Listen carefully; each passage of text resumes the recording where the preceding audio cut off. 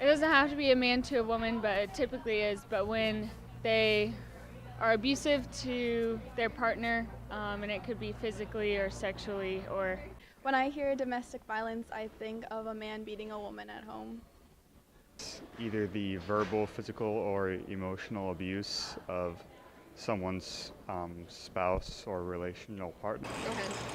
Domestic violence is violent or aggressive behavior typically involving the abuse of a spouse or partner.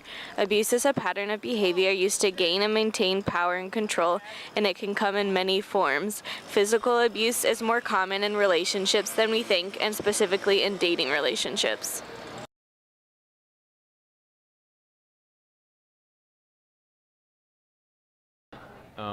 I guess that comes out in a relationship.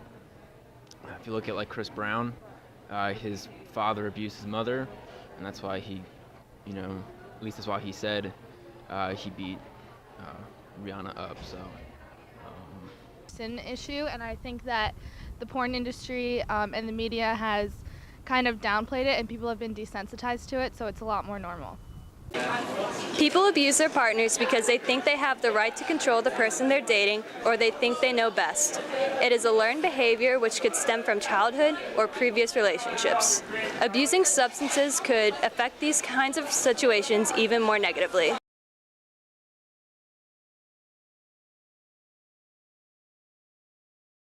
I think people stay in abusive relationships because of the security that they think that they feel. A lot of people are searching after security, and so it's this false sense of security, and they think that they deserve what they're getting, even though they absolutely don't. I think that people don't leave partially because they've become so used to it that this is all they know, so this is what they feel safe in, even though they are threatened all the time.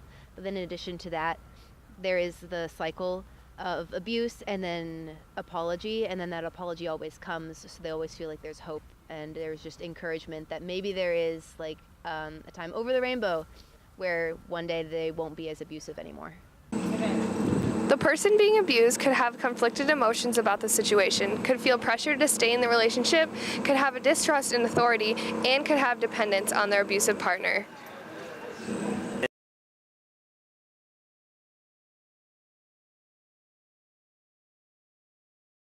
Primary age groups, I'm sure it's prevalent among college students, but I bet you it's a little bit more amongst those that are a little bit older. So I think dating violence occurs really prevalently, mostly probably in high school, just like younger age groups that like, especially with girls who don't know their worth and their value and just don't care how they're treated by guys and don't know how they're supposed to be treated. But I think that dating violence happens probably probably 1 in 5 relationships, maybe 1 in 4. I think it's really prevalent. So.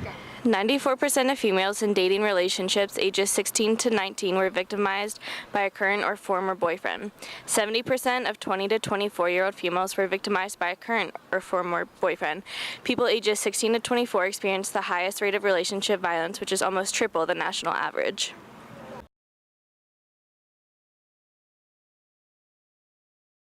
Violence would be like if the girl looked like she was struggling, or like if the girl looked like she wanted to get away from a situation, or maybe not saying much about the relationship, being kind of secretive about it, or saying very little would be kind of concerning. Obviously, if she acted different around him versus around other people, I think that would be. The abusive partner would be constantly putting the other partner down, have a temper, be extremely jealous, be possessive or controlling, or tell their partner what to do. The partner being abused might have physical signs such as bruises or cuts. Their body language could tell a lot, such as being standoffish with their abusive partner or looking to their partner for direction while being timid in other interactions.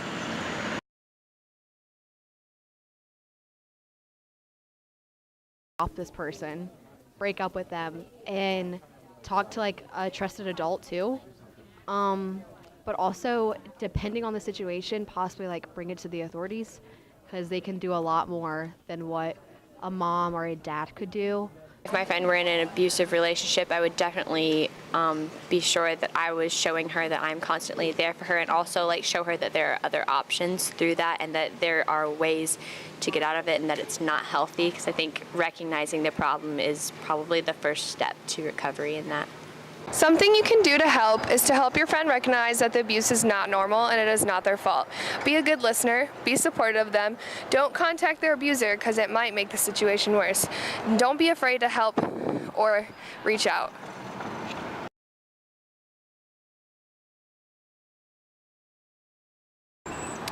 College students aren't equipped for dealing with dating abuse. 57% say it's hard to identify. Nearly half of female college students report experiencing violent and abusive dating behaviors. 58% of college students say they don't know how to help someone in an abusive relationship. We hope this video has informed you on what to look for and how to respond.